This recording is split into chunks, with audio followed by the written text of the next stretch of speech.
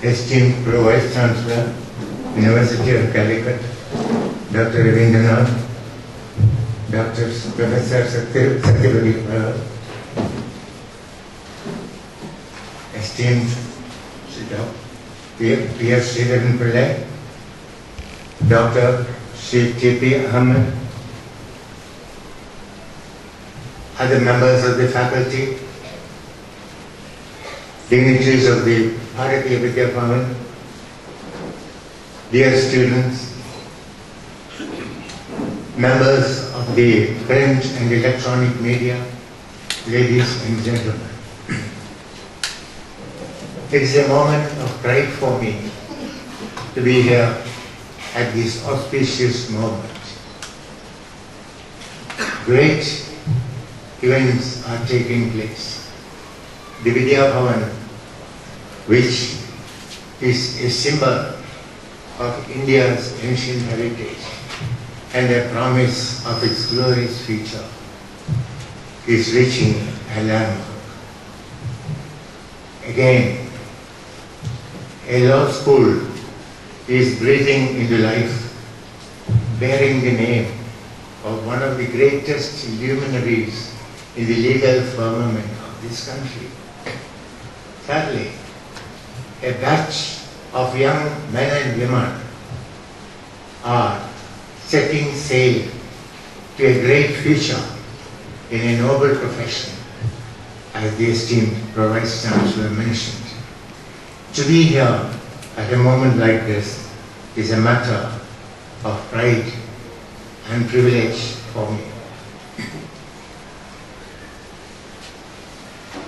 This is also an occasion for me to hold a dialogue with tomorrow.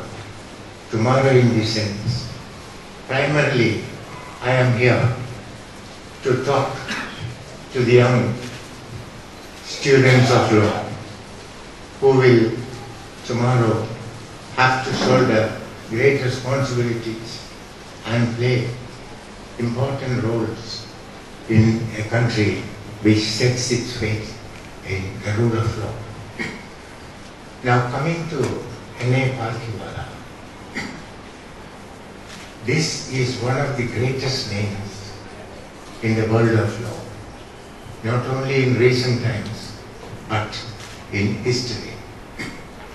Palkhivala's greatest contribution is to the evolution of Indian constitutional law. There have been lawyers and lawyers who bide their time and move into the shadows. But there are some who leave their footprints on the sands of time for generations to come. It is said that a man is evaluated by the impact he creates on the generations to come. Going by those standards, Palkhivala is a pathfinder, he is a luminary, he is a legend, and he is a dream come true.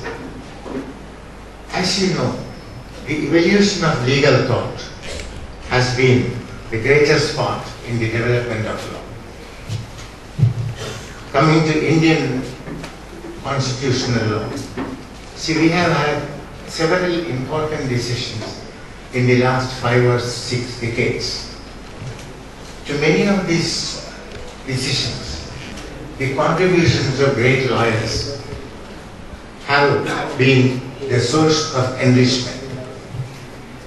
But of all the cases decided by the Supreme Court, none stands parallel to the case of Keshavananda Bharati versus State of Kerala. The full court, all the judges of the Supreme Court sat together, deliberated, and evolved a theory that is to hold good for all time.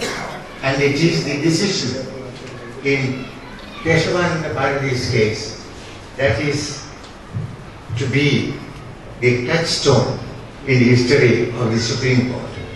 As you know, there is a mechanism in the Constitution itself to amend it. Law cannot be static. It cannot remain at the same point. Not for a long time, not for always. It has to change. Law is like the inn that shelters for the night. The law, like the traveler, has to be ready for tomorrow. It moves on. Like law, like life, law also changes. It goes forwards. And in its forward march, there are so many milestones.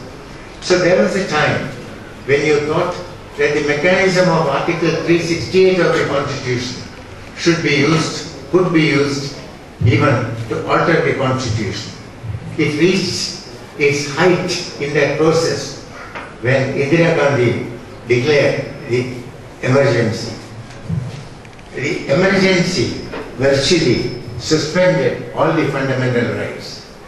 We have so many freedoms guaranteed to a citizen of this country, elaborated in Part 3 of the Constitution of India, and Article 19, which speaks of the 7 lamps of freedom. We have Article 20, which gives you so many privileges. The right against self-incrimination, and there is Article 21, the article dealing with the right of life, which has been enriched, widened, and made as broad could be by the contributions of the Supreme Court. When the fundamental rights were taken away, when the equality clause was suspended, there was a great furrow. Even the then Supreme Court could not stand up to it and declare the suspension of fundamental rights illegal. And those of the judges who dared do it were superseded. It was in such a scenario that the case of Keshavananda Bharati came before the Supreme Court. You had earlier decisions, Sajan Singh, Sajan Kumar, and then you have the case of Golagna. Finally came Keshavananda Bharati. The argument of before the Supreme Court by Palkhivala was that you can amend the Constitution, you can change it, you can flex it, you can bend it, but you cannot break it. And you cannot break it in the sense that the basic structure of the Constitution cannot be tampered with. That is known as the basic structure theory. This is the greatest contribution any lawyer could make to breathe life into a Constitution and to sustain it. Palkhivala did it. That is the greatest achievement of Palkhivala, and that will be the single contribution upon which the strength of the Supreme Court will be founded and the rights of the citizens of this country will be granted. That is Palkhivala's greatest contribution. And as a man, Palkhivala had great qualities. Many of you may not know. If Palkhivala charged a fee of 5 lakhs of rupees for a case, only a check for 1 lakh goes in his name. He would see that the rest of the money goes into different charitable institutions. So he handled out charity without the eloquence with which he argued cases. Nobody knew what this great man did. Such was Palkhivala. Now that I have been mentioning about evolution of law, I don't mean to lecture to you. I just want to talk to you about various things that occur in my mind. I did not think what to say about but I thought a few things that occurred to me, I will mention. I have been speaking about the evolution of law. All the world over, law has evolved slowly but steadily. As far as England is concerned, it is said that the common law, which is the foundation of the English system of jurisprudence, common law was like a tortoise which slowly moved forward with the pack of the past on its back. As years went by, as courts rendered decision, that became part of common law, and it was a process of evolution enriching itself with each generation. And when you go back to the Runnymede Covenant in 1215, Magna Carta, that is where the source of right was found in England. You know, the peer judgment. You have to be tried and judged by your own peers. And then came the question of natural justice. Natural justice became part of every system of adjudication. Like that, little by little things have been happening. There are some very interesting things, you know, how natural justice came in England, as you know. Even today they don't have a constitution. Their basic concept of law came from the common law. And that is where, you know, jury trial, then Star Chamber Court, the Privy Council, all those things came. And that is how law developed in England. Likewise, when you look at America, you see, first we had the Bill of Rights, and there was Thomas Jefferson, the person who is the architect of the Constitution of the United States. He said, the theory he had was, God has created all men equal and endowed them with certain inalienable rights, like right to life, liberty, and pursuit of happiness. It is these few words that came from Thomas Jefferson that form the basis of all the future constitutions in the world. Again, coming back to N.A. Palkhivala, Thomas Jefferson's dream about certain inalienable rights was made a reality by Palkhivala when he put forward the theory of basic structure. It is only after that that your rights became inalienable. Otherwise, the court, the parliament, the executive, they could all curtail, slip, cabin and confine your rights. But it becomes inalienable in India with Palkhivala. And this is the moment when we salute the memory of that great architect of law. Now I was mentioning about the American law, Bill of Rights, Thomas Jefferson and all that. There is a very interesting story I would like to tell, particularly for the benefit of the students of law, that the story illustrates the values by which the profession should be guided and the commitment and dedication with which it should go forward. The story is about Daniel Webster.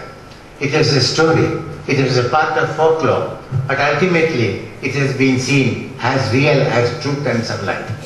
It is said that a poor farmer who could not raise crops from his field and drought and misery was visiting him, came across Mephistopheles, the devil, one evening.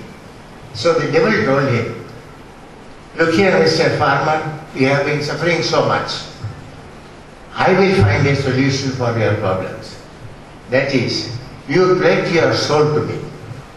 I will give you 7 prosperous years of harvest. He agreed into an agreement. A covenant was made between the devil and the farmer. Years went by. There are happy years, good harvest, farmer prospered.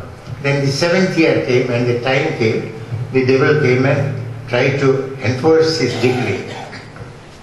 He had pledged his soul, he had to give it to the devil. But somehow, like every other man who wants to get out of trouble. So he thought, I will go to Daniel Webster and tell him about my predicament. So Daniel Webster, he said he never leaves a mug of beer or a case half finished. He said, I will take it up. Then after some initial discussions and all that, Daniel Webster was told by the farmer, look here, you are a great man. America needs you. Our country, our system of law, everybody. I am only a poor farmer.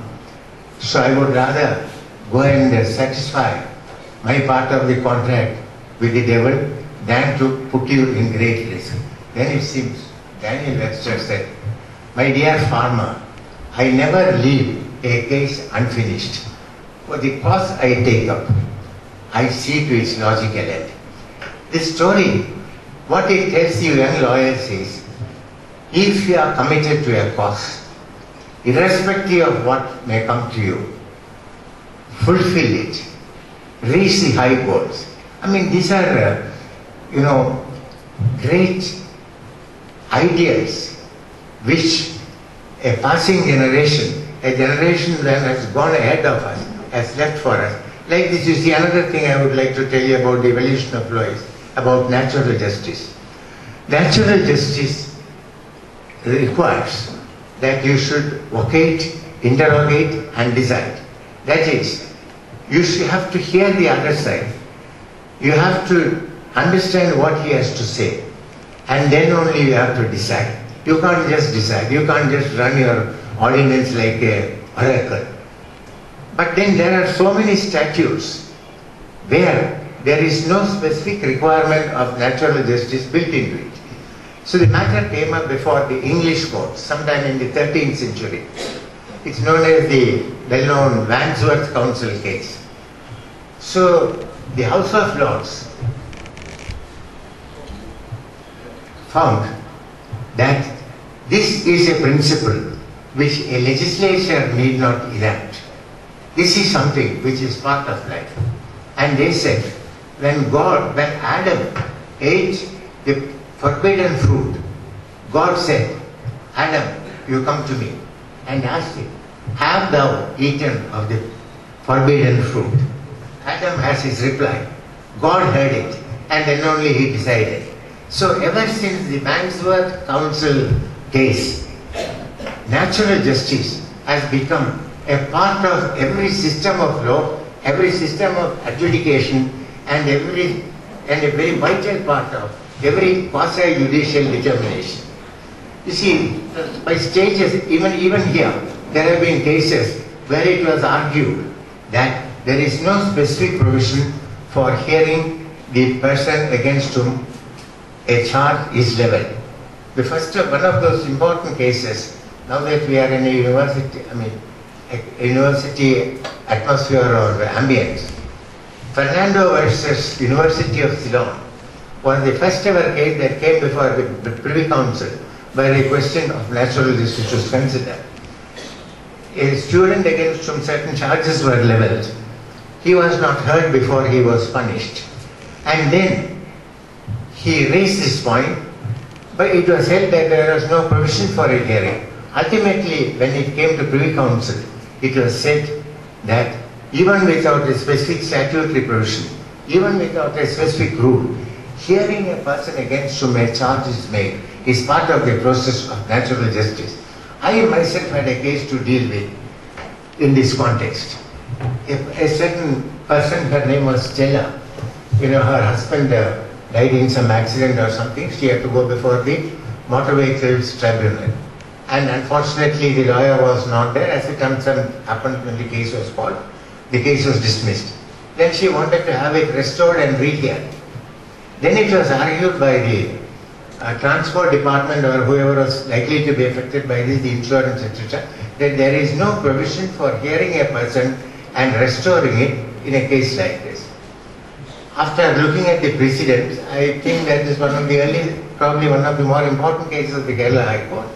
We said, the High Court said that, natural justice is something which forms part of the system of law, even without enactment.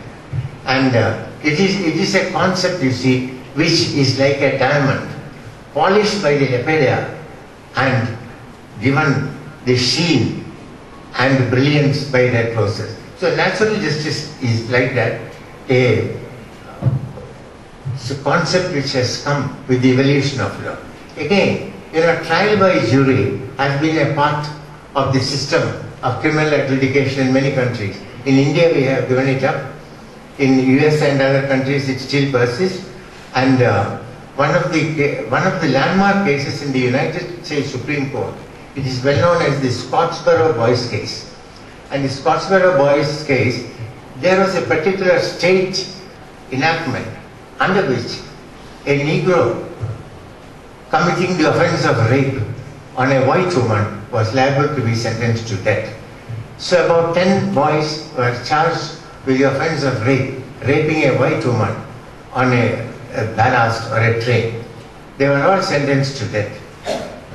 They went right up to the Supreme Court. The case was rejected, death sentence was confirmed. But unlike in our constitution or our system of law, in the United States, whenever there is a cause for a habeas corpus, you could again re-petition the court and go to it. So ultimately, after 10 or 12 years of fight, a famous lawyer, Samuel Lebowitz, he went to the Supreme Court and said, in this case, these people have been condemned without peer judgment. Peer judgment is people of your own type. They have to decide your guilt or otherwise. And ultimately, in that case, the Supreme Court of the United States said, the Scottsboro boys have been sentenced to death without the constitutional guarantee of the peer judgment. And then all the death sentences were set aside. So that is to see another case where another constitutional provision, which started with the Runnymede Covenant and came into the more recent times, was put into. These are all matters, which have enriched our lives by judicial pronouncement, by the way law has been. But at the same time, you see, law alone cannot come to your help if you yourself do not act in terms of law or make adherence to it. I remember one case, where a particular statute, it was challenged, but then it could not be struck down by the court because of certain legal constraints. So in that case, while delivering the judgment, Oliver Wendell Holmes said, if my countrymen want to go to hell, I can only help them to do so. So that you have also your inputs to make into the system. You see, and another manner in which our courts have been redressing grievance of the dumb, the mute, the voiceless, who cannot go to the court, is through the instrumentality of public interest law. Earlier than that, they used the power of interpretation which the court had to achieve these results, but within certain limits. Those of you who would have read Sir Rupert Cross, who was the Venetian professor of law in the Oxford University, Cross on Interpretation is a book which you should be reading, very interesting book. He started by saying, again, my mind goes to the esteemed Vice Chancellor who mentioned about the need for development and research in the field of law, and he would be doing his might to make it a reality in Calicut. So, it was observed by Professor Rupert Cross that the development of law has shifted from the law courts to the universities with the turn of the century. The turn of the century was 20th century. So the development was not essentially in the court, it was the academic lawyer who made his inputs to the development of law. And the courts also did it. In several cases, the English courts have done it. Carter and Bradis is a decision which students of law will study. There, the court said that when you interpret a law, you must adopt a purposive approach. That is, you try to glean, understand what was in the mind of the legislature, and then try to enforce what was the spirit with which the legislation was made, provided you can do it by stretching without breaking. You try to give a purposive, particularly in our social security legislations like ESI Act, Industrial Disputes Act, various other things. Our courts have been adopting a purposive oriented rule of interpretation. And there is one case which was decided by the House of Lords, where the House of Lords read down 9 words in a statute to give it meaning. But that does not mean that you can do whatever you like. Sometimes you see, at least some judges think, that they can substitute their own visions for law. You think there is something like law, and you say this is law.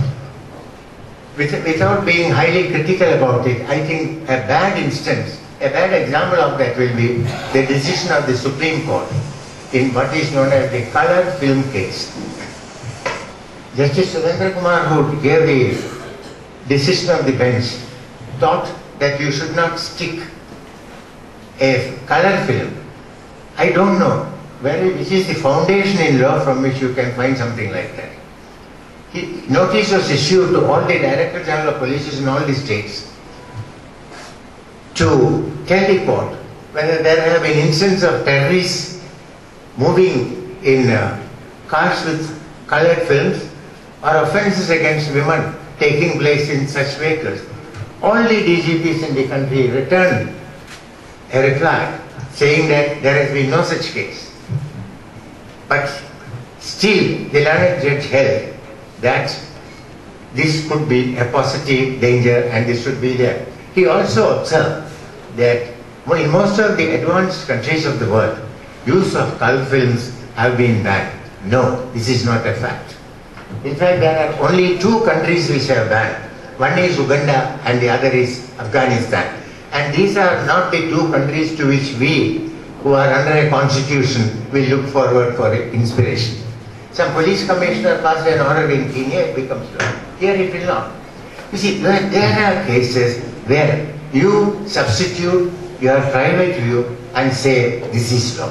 You should not do that. And that is why another decision of Justice Surendra Kumar, in the case of the information commissioners, he suggested that it should be former judges.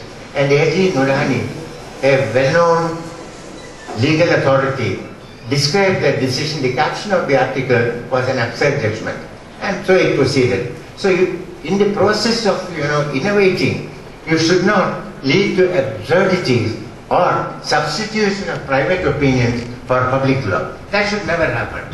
It is said that a judge is not the knight errant in search of his own ideals of beauty. He can only act within the regimented frame of law, methodized by precedent, enlightened by wisdom. You can't just write things like that. But then, interpretation has been, the tool of interpretation has been used by the courts in a very effective way to reach justice to people. That is before public interest litigation came into the picture. Then public interest litigation came, so to say, crashing in. It made a lot of change. And when it first came, now what happens is, anybody can file a writ petition on anything. Sometimes, great truths come with a little sense of the absurd, or it could be something like a joke. I remember one instance when the court fee for a writ petition was reduced from 25 rupees to rupees 2. Good, everybody need not have money to come to the court. But of course the lawyer remains on the other side, that's another story. So one day it was reduced to 2. You see, I had to make some comment about it, but at the same time holding the decorum of office, I was sitting in the High Court, doing the admission cases. So it seems it has been reduced to 2 rupees, yes. And I said, now anybody passing in front of the Ram Mohan Palace may feel, why not I file a writ petition and go? Ram Mohan Palace is where the High Court sits. So it has reached such an extent. You see, even this week, we had a particular political organization filing a criminal complaint for a lady who had a complaint the life of which was only overnight. But then they go file a case, and this public interest litigation sometimes get you to very, very difficult situations. You usurp the jurisdiction of other authorities. There is the legislature, there is the executive. There should be a harmonious system working. And as I have been frequently saying, every system has to work on some degree of mutual confidence. You can't be doing it to a great extent by using public interest litigation making prescriptions, but there are cases, which do not stray from the chartered course. We have the very recent case on the electoral reforms by the Supreme Court. You can't say, some people criticize, you have taken over the job of the political parties or the legislature. They are not fully correct, because if you look at Section 8 of the Act itself, there is some scope for orchestrating a new view. That's what the court has done. Likewise, in the another case also, criminalization of politics, there also they have come in. And very recently, in the civil services case, after Shakti Nagpal was unceremoniously kicked out of her post in Nair to some other place, the Chief Justice's bench, the public interest litigation came, it was dismissed. But later, on a petition by the former Cabinet Secretary, Chief Election Commission and others, the Supreme Court suggested that there should be a civil service board. That way, you are trying to stabilize the public administration to some extent in the country, without very much going out of the way. These are the areas where, the law has been developing. Public interest litigation can be used very effectively, very purposefully, and to reach justice to those who are voiceless, who are mute, and such people. But at the same time, if you overstep, there are dangers. We in Kerala have been in the forefront of using public interest litigation to make fundamental rights become realities. We have probably in the environment law, the first case, and so far as drinking water right is concerned, will be a decision of the Kerala High Court. Likewise, in the preservation of ecology, our High Court has rendered very significant decisions. Acid rains, it has happened in places like Silesia, where stone saints have lost their face by acid rain and things like that. It has been done like that, it can be very useful. But it must always be within the parameters, without departing from the fundamental notions by which we have stood. Then I would also like to make a passing mention, just a passing mention here, because afternoon I am making a more elaborate mention of this before the Bar Association at Calicut. One thing has been an attempt to change the system of appointment of judges of the higher court, superior courts, that is the High Court and the Supreme Court. The Judicial Commission Act, which is on the anvil now. What they want is hitherto, to begin with, it was the executive and the executive and the judiciary, Chief Justice of India and the President, which means our Westminster system, the government. But then the Chief Justice always had primacy, unwritten but factual. Later, after what is known as the Advocate on Record case, the Supreme Court arrogated entire power to themselves. That naturally makes the executive unhappy, and to some extent rightly, because there have been instances when the power of executive or that of legislature have been encroached upon by the Supreme Court. I have no hesitation in saying that because it has happened. You can't tread on the toes of other people. As far as my experience goes, in certain cases where lawyers have argued that this court must interfere, there is a great injustice, I used to remark that the Constitution has not given it to us judges to rule this country. Our duty is that of a sentinel. We strictly enforce the frontiers, and when the battle lines are crossed, we intervene. But we don't innovate, not to that extent. Therefore, there has been a strong resentment, and fortunately for the judiciary, for the last few years, India has not had a powerful federal government. It has always been a fractured government which existed on mutual goodwill or fortuitous circumstances. If there is a powerful central government, they brush with the judiciary could have been great, as it happened in Nehru's time. You have got Keshav Singh's case, UP Assembly case and all that. So that is where the government tries to step in and take it entirely for themselves. There is a great risk in it. in the so-called committee which will select judges, there is a tilting in favor of the non-judicial component. They say public men of eminence. And public men of eminence is something which you cannot define. Anybody can call himself a public man of eminence, whether that's recognized or not. But what they point out is, they point out to the United States, where the Senate votes a judge into office. And also, in the present scheme in England, the House of Lords, which has been replaced by the Supreme Court of England, there also, there is a committee which appoints judges, in which there are also public men.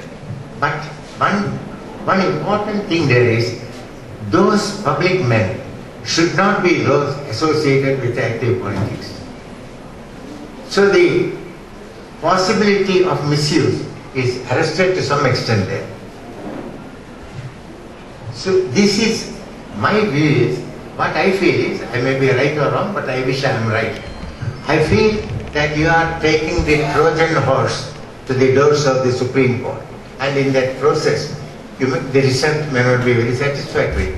Maybe the present system, collegium system, has not worked very well. It is not the fault of the system, but it is the fault of the people who have been manning the system.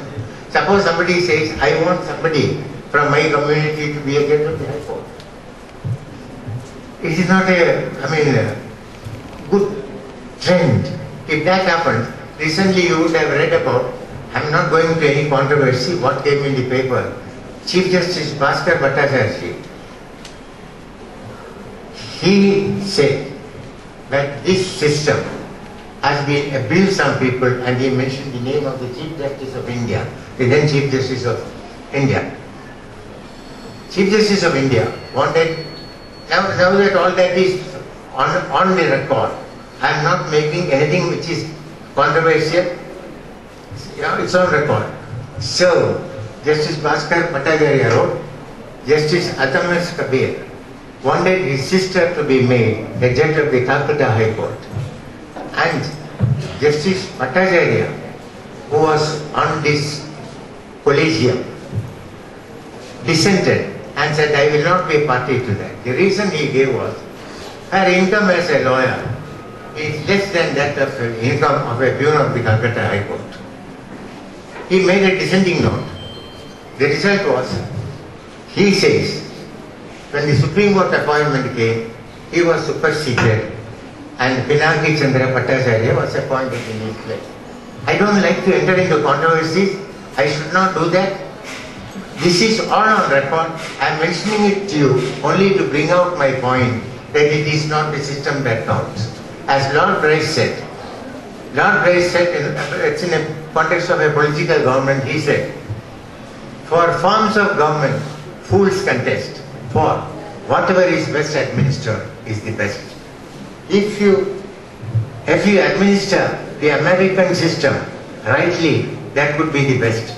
If you administer the present collegium system rightly, it will be the best. And there have been great men who did it. When the federal court was ending and the new Supreme Court India was coming into life, Panditji, Jawaharlal Nehru Prime Minister, called Justice Bhattacharya of the federal court and asked him, told him, Judge, we would like you to be the Chief Justice of India when the Supreme Court comes. And then he said, Mr. Prime Minister, I don't think I am qualified because my knowledge of constitutional law is very limited. It is such people with limited knowledge that we want, not people who think that I know everything. Once, in England, Lord Birkenhead, somebody asked him, what are the qualifications on the basis of which you appoint a judge? His answer was, I would look for a person of character. I would look for a gentleman. And if there is a little knowledge of law, that will be useful. This is how he looked at it. And that is the way you should look at it. These are the basic requisites.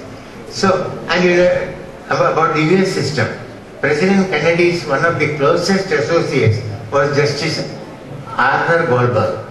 But after Arthur Goldberg was appointed as a judge of the US Supreme Court, one of the very first cases he heard related to the validity of the National Reconstruction Scheme of President Kennedy, which was his pet scheme. And one of his earlier judgments, Justice Arthur Goldberg struck down the law. If you have people like that, whom you will elect by this new process, I will have no grievance. But look for people with character. This is the basic requirement for judicial appointments. I just mentioned it by the way, I don't want to go into it there. And another thing you have to think about is, now criminal law is becoming a nursery for disgruntled politicians. In old days, you had a brood of people known as court birds. They will hang around the court. Litigation was their lifeblood, like that. Now you see, you have some politicians for whom, beginning with the magistrate court right up to the Supreme Court, they go and keep on filing petitions. So criminal law, the present view of the Supreme Court is that public interest litigation can apply even to criminal law. My personal view is that it is not advisable, and there are earlier Supreme Court decisions which also take the same view. So you see, we have to have a rethink about the role of public interest litigation in criminal law. And before I close, I have a word for the lawyers to be. See, you are entering one of the noblest professions in the world. Your measure is not the money which you make in the profession. You will be judged by the inputs you make into the profession. You see, you may not be a Palkhivala, you may be much less than that, but if you contribute something into it, you see, your input should be much more than you take from the system of law. You are not just like a professional. You see, you are a man with a mission. It is the law that determines the quality of life in a society.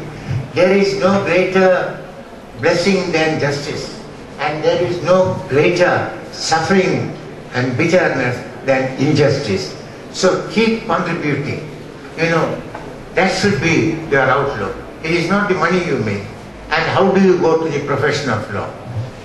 Justice Felix Frankfurter advised a young man who wrote a letter to him and asked him for his advice. What should I do to become a great lawyer like you, a great judge like you? His reply was, come to the study of law as a well-read man. Stock your mind with much good reading. Listen to music by great masters. They sensitize your mind. See great pictures by great masters, if possible in the original. That also, fires your imagination. He said, stock your mind with much good reading and forget all about your career. The rest will fall in shape. Read, understand. Anything that comes in your way, it will be useful. You see, speaking for myself, I can say I have been successful in life by ordinary standards. I have not wasted much of my time. But today I feel I could have learned much more. I could have read far more. I could have, you see, I don't want any one of these young people here. I have read, I know, by comparison I have read, I have understood, yes. But still, this is like the horizon. The nearer you go, you see the glory of the colors of the sky, the glory of the sunset. Like that. That is where you should. And remember, tomorrow is yours. Prepare yourself for the great responsibilities. And also remember, the empires of tomorrow will be the empires of the mind. If you want the tomorrows to be meaningful for you, prepare yourself. Don't worry, you are bound to succeed. There are plenty of opportunities. People say there is so much rush. No, there is no rush in the top. We have people like Sridharan Pillai. We have got other lawyers. Amidst there are a lot of other activities, some of which are good. There is still room for them. in the profession, they have all been very successful. So that, enrich yourself. The rest, some of the new generation of lawyers try to go into corporate employment. It assures you a fixed income. But you will never be making lakhs of rupees in a day as a successful lawyer can. It's not the money again, I say. But you see, you can always say, there is something I have created. When you look back, I'm not blowing my own trumpet, I don't like that, but the best examples I can give are related to myself. This is in the criminal law. There is a big branch of discipline known as victimology. We have had no leading decision in victimology here. I took a lot of pains. I wrote a judgment on victimology, and that, I'm happy to say, formed the theme of a discussion in an international conference in Sydney, where the Lord Chief Justice of Australia was presiding. It had its practical, application in many other cases, and a book was written on victimology based on this. The best part of it was how it applies to me. I was once inaugurating a conference of bishops in LL.B. A number of bishops were there, and they had their own eparchial courts deciding disputes according to the canon law and all that. After I finished my inauguration, I was sitting and listening. Then one of the priests said, I have a personal relationship with the judge. I was wondering what is this unknown, unless you trace it to Adam, everybody is. There's one thing. Then he said, it is like Agaravia. Even then, I was feeling little. Then he said, my thesis was victim compensation. And I could not find any material for that. And I used the judgment of so and so, wrote a thesis and got my doctorate. What made me happy was, I who had just scraped through law, had been able to leave something behind, which gave a doctorate to somebody else. That is like, that's what they say. When you come to the evening of your life, a well-spent life brings its lamps in the evening, they say. Like this, make your contribution, whether it is the law of environment, anything. That is something for which lawyers should aim at. And I hope this generation of lawyers will come up to that. I am not in a position, I have no advice to offer because I don't consider myself so important. I have no credentials to glory, I have no claims to greatness. I am one of those ordinary people who believe that every dawn is a message from God and every evening bears His signature. With this faith, I have walked a long way and I have not regretted it. I would like my young friends here at least to remember some of the things which I said here, and probably to remember me long after I am gone. Justice Kardasa, once in his farewell address to the Bar Association said something like this, I don't remember the exact words. What he said was, we have all played our little parts in an eternal process, but our work is not over.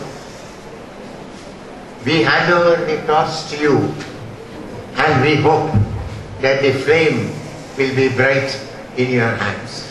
I would only say, Godspeed and good luck. Thank you.